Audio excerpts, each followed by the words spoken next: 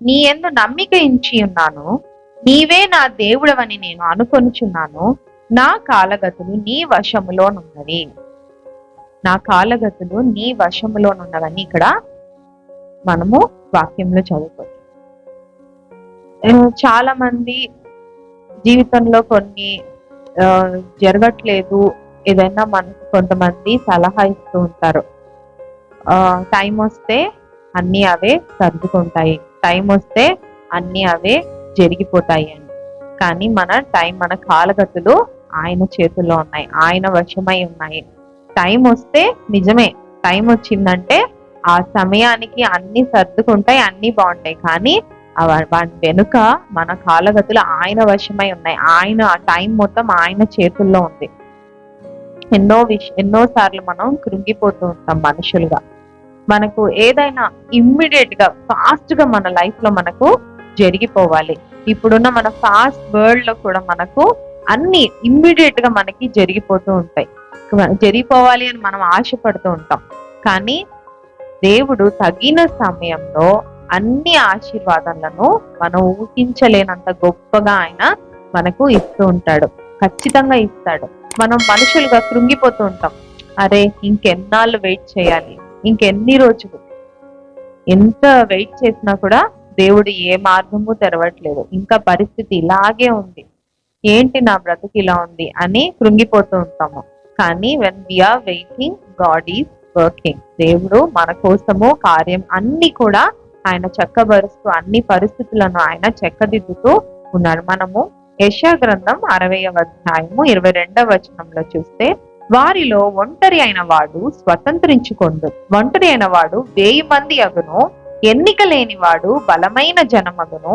యెహోవానగు నేను తగిన కాలమున ఈ కార్యమును త్వరపెట్టుదును. ఒక టైం వచ్చినప్పుడు దేవుడు ఇంకా ఆలస్యం చేయడం.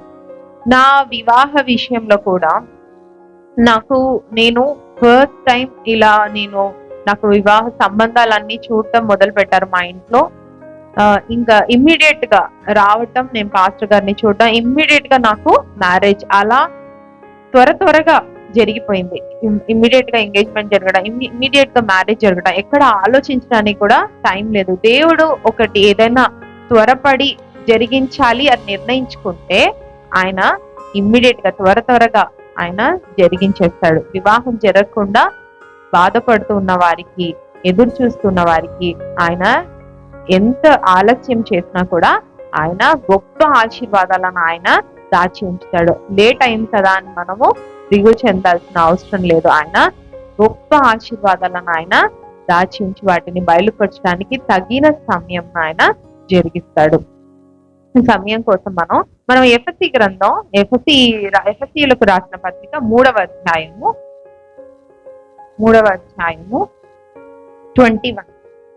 21st verse. అడుగు వాటన్నిటికంటేను, ఊహించు వాటన్నిటికంటేను అత్యధికముగా చేయ శక్తి గల దేవునికి క్రీస్తు యేసు మూలముగా సంఘములో తరతరములు సదాకాలము మహిమ కలుగును గాక. అడుగు వాటన్నిటికంటేను, ఊహించు వాటన్నిటికంటేను అత్యధికముగా చేయ శక్తి గల దేవుడు. మన ఆలోచనలు వేరు, దేవుని ఆలోచనలు వేరు.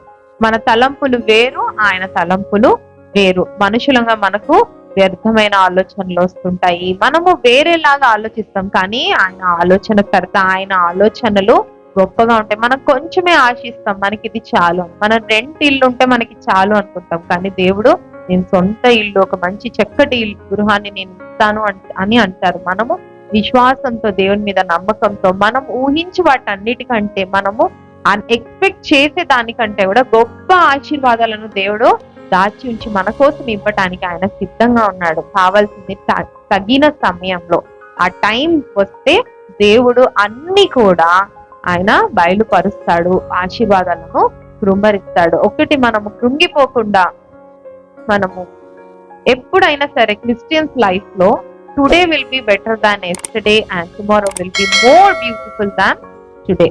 ఈ రోజు, నిన్నటి కంటే ఈ రోజు మనకు ఆశీర్వాదంగా ఉంటుంది. ఈ రోజు కంటే రేపటి దినం మన జీవితంలో ఇంకా ఆశీర్వాదకరంగా ఉంటుంది. మన ద్రాక్ష రసము ఫస్ట్ నీళ్లుగా ఉన్నప్పుడు, యేసయ్య వివాహంకు అక్కడ వెళ్ళినప్పుడు ఫస్ట్ వాటర్ గా ఉన్నది, తర్వాత ద్రాక్ష రసంగా యేసయ్య చేయటం జరిగింది. అలాగే మన జీవితం ముందు కొద్దిగా ఉన్నను, తర్వాత మధురంగా ఎంతో ఆశీర్వాదకరంగా దేవుడు మార్చబోతున్నాడు. ఆయన తగిన సమయంలో సమస్తమును జరిగించడానికి ఆయన సిద్ధంగా ఉన్నాడు. దేనికైనా మనం కృంగిపోకుండా ఎన్నో మన జీవితాలలో అరే ఇంకెంత కాలం వెయిట్ చేయాలి, ఇంకెన్ని రోజులు జరగట్లేదే, అనారోగ్యంతో బాధపడుతుంటే నిన్నటి కంటే ఈ రోజు కంటే రేపటికి దేవుడు నూతనమైన బలమునిచ్చి ఆరోగ్యమునిచ్చి బలపరుస్తాడు. నా ఫ్రెండ్ ఒక అమ్మాయి ఉన్న కాలేజ్ మేట్, తను చెప్తుంది, నేను ఎప్పుడు తనతో ఫోన్ లో మాట్లాడినప్పుడు నీకు మంచి రోజులు వస్తాయి అలా అని చెప్తే తనంటది, అలా అంతా చెప్పదు కీర్తి, నేను అస్సలు నమ్మను.